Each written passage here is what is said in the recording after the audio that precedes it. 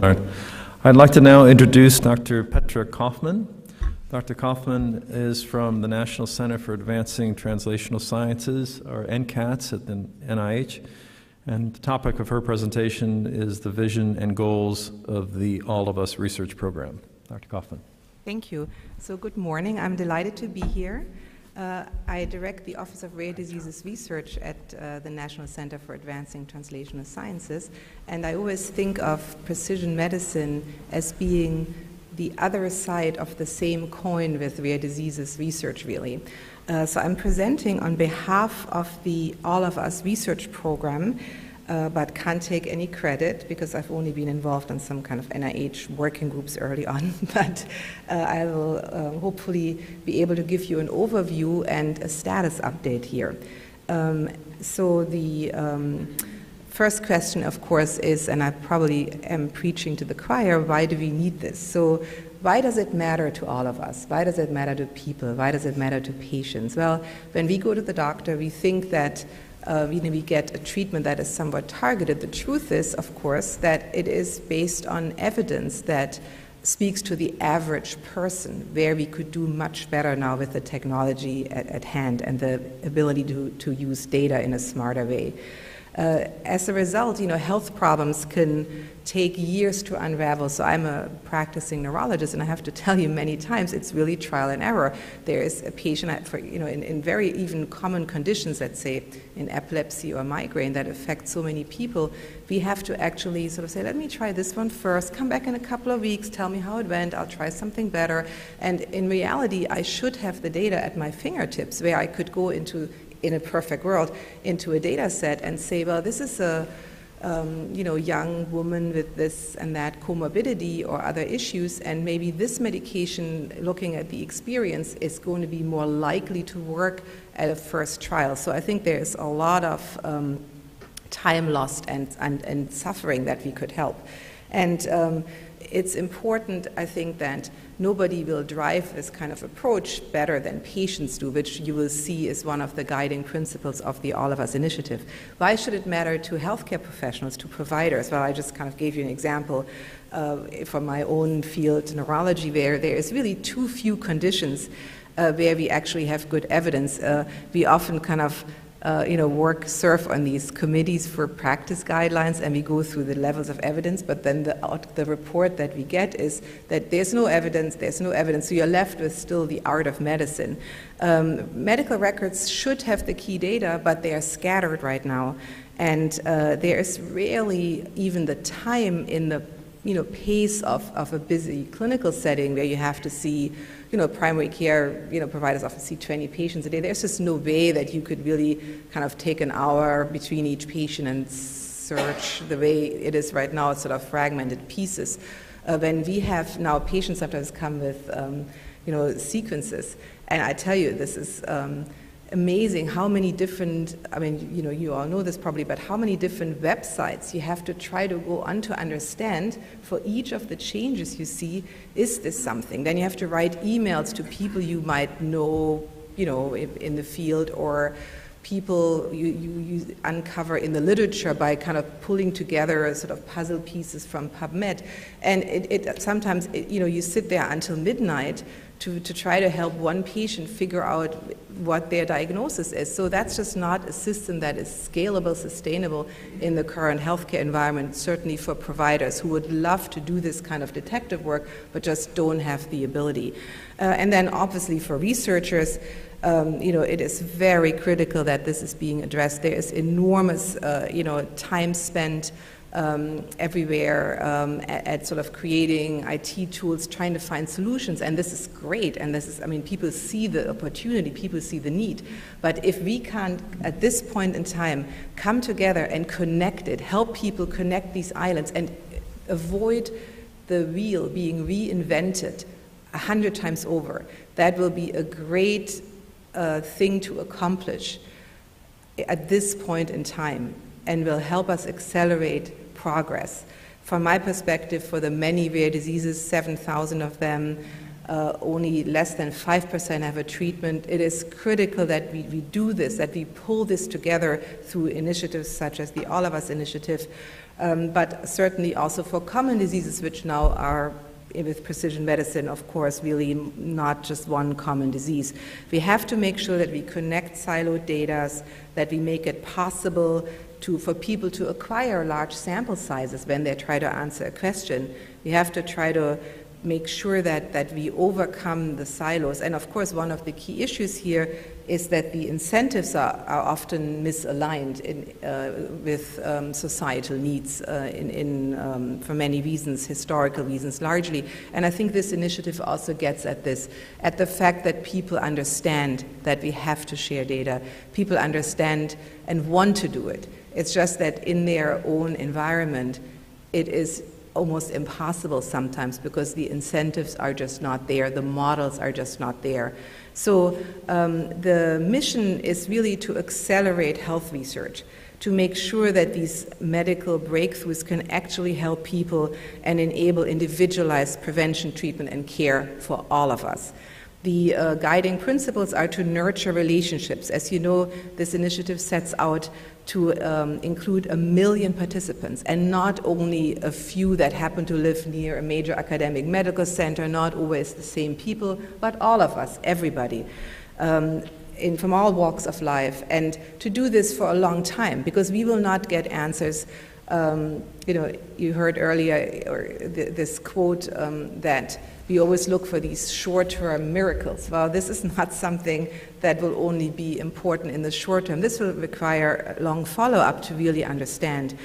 We have to make sure that we catalyze robust ecosystems. Researchers want these data. There is an amazing wealth of inference that can be made from these data. So we have to have good systems.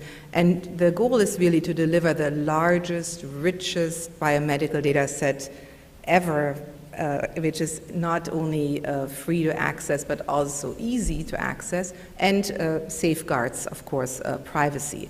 So the summary so far is that, that there is, if you look to the right-hand side of this slide, that there is 2 approaches. One goes directly to the volunteers over different ways of online, mobile, phone technology, and then also through healthcare provider organizations. And then in the bottom, these blue circles show you a little bit the elements of the protocol, and all of this is very transparently and freely accessible on the website of the All of Us initiative. There is, of course, consent. There is also consent to allow access to the electronic health record, very important. There are surveys in journals that participants are being asked to complete. Then baseline measurements, these are biometrics, baseline biosamples. And then there's also a part of the study that looks to use apps, phones, and wearables to gather data. And then, of course, that is carried on longitudinally. It's about having a rich resource of 1 million participants who will remain engaged, so that is a big challenge for a long time. It's about diversity. It's about really reflecting the broad diversity in the United States, all ages, races, ethnicities, gender, socioeconomic status, geographies, health status, and this is actually targeted by looking at over-recruiting such often understudied populations, because as we all know, our typical studies, and certainly that is true, I've just looked at our rare diseases research data sets, not very good representation of minorities. And then also diversity of researchers, to really make sure that we get multiple disciplines, because that's how we will make advances, by getting in new ideas and bringing people from different disciplines together. And the timer is not working. Do you want to? You're fine. I'm fine. Okay. Another seven Great. minutes. Give me some sign, please, because okay. I didn't really. I was thinking this would help me out here. So it's about really quadruple diversity, open to all interested individuals, and the participants are invited as partners. They're not invited, as it has in the past so often been the case, as passive consumers, as subjects of something. They are active participants and partners, and they are engaged through transparency and also through this being a two-way street, they are given back information.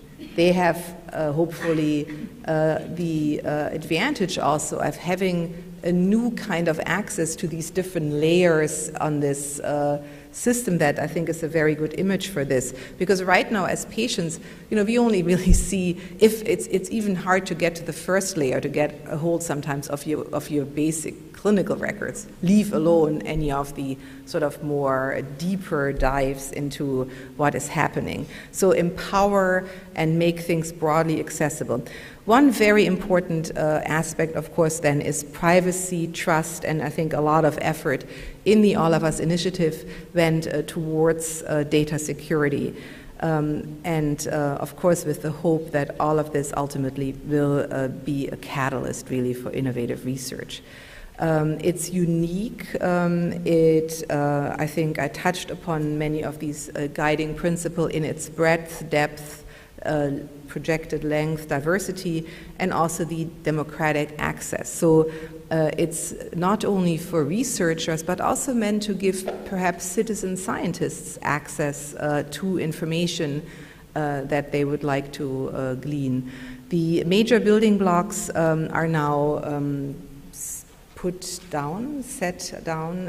It is a data center that will deal with these big data sets, their curation in a secure environment, and there's 3 partners, as you can see here, Vanderbilt, Verily, and the Broad Institute. There is a biobank at the Mayo Clinic, and then other centers that I think will play a key role, a participant center with multiple partners that looks at how we can engage direct volunteer participants using really innovative social media, digital technology, a technology systems center that focuses just on that technology and on web and also phone-based to reach really different kinds of people from different walks of life, really. Very important also that healthcare provider organizations are included here. I touched earlier upon the difficulty that often physicians, clinicians have in the kind of daily grind of fast-paced work. So to have their organizations engage at a higher level, I think will be really enabling here. And then finally, as we know for all of what we are doing, the key is that we are able to communicate what we're doing, our mission, our science, our value, and what this is all about in a positive way. There is many fears, especially in the current climate, with the uncertainty in terms of where healthcare systems will be going, by individuals in terms of sharing information. People are worried about insurance, employment, all kinds of repercussions, and we have to be aware of that. And in this climate of uncertainty, the way in which we, all of us, communicate what we're doing and the critical importance is really, I think, a main focus. It is always, of course, a risk of having, and that's very clear, a risk of having some personal health information somewhere out there. But we have to see that, for many of the patients that I treat myself and I talk to, as in the Office of Rare Disease Research, for example, the other side of this coin is the risk is that of having a fatal disease and not getting in your lifetime any kind of effective treatment. So I think these things have to be weighed as we communicate that. Yes, we're all worried about privacy, and so we should do everything we can. But if we are swinging the pendulum too far, then we are actually losing health and lives because of the slow pace, the really far too slow pace that this takes. All the discoveries are there, the knowledge is there, it's just that we can't really get it to help people at this point. So this study and these consortium members here have all come together, and you see it's really a very rich and diverse and broad group of people who recognize that this is a time of unprecedented opportunity. but also a time of unprecedented challenges in bringing it all together and making this work and bridging all these different ecosystems, incentives, concerns, and addressing the barriers. So we have, as you can see, academic partners, health care provider organizations, community partners, communication engagement partners. We have groups working on platform development, and also groups that help with the direct outreach to volunteers, to people like us, to all of us really. And the inaugural partners are shown here on this map. It really spans the country and has, as you can see here, with these different color codes, really national partners, regional partners, health centers and community partners all across the country working together. There is now really anywhere and everywhere access, and you see here on this slide juxtaposed the traditional way of bringing data to researchers on the left, where you see all these issues with hands-offs, with data sharing and copying, the infrastructure needed, the fixed amount, and the really big hurdle, which is the slow and cumbersome access. And then you see on the right hand what we hope will be the all of us way of doing things, where we have basically a better benefit cost ratio, elasticity, and faster access. And I will come to a close now by just briefly sharing recent announcements. Enrollment of children has made progress. There have been community partner awards. This is, of course, with regards to the understudied populations. You can look at the protocol. It has been posted on the All of Us website. And also the genomic working group has been launched, and you should expect a report. So there has been a closed beta phase with, there will be a closed beta phase with 10,000 participants, 100 locations. You know that a pilot study with about 3,000 participants has been successfully concluded. This one serves to further work on some of the barriers that were identified in the initial pilot study. The ultimate goal, of course, is to make it really open. This is still not entirely open. It's just to make sure that all the details have been fully worked out before this goes into the 1 million kind of goal. So this is another sort of intermediate step of a beta phase, and you can find more information and videos of Eric Dishman, the director of all of this, on the All of Us website. This is what has happened so far with the 3,000 participants. And looking ahead, the launch is, in sight. The All of Us initiative works like a technology platform company and focuses on the user experience. That's why these iterations, pilots, and this efforts to make it scalable. One important thing, sort of take home for you, is also that it's very transparent. So please check out any of the documents, protocols, details, approaches in text, in graphics, in video on the All of Us website. And please sign up. Tell people in your communities to sign up. It is very important that we have a robust and really diverse cohort there. And please follow the initiative online. Thank you very much.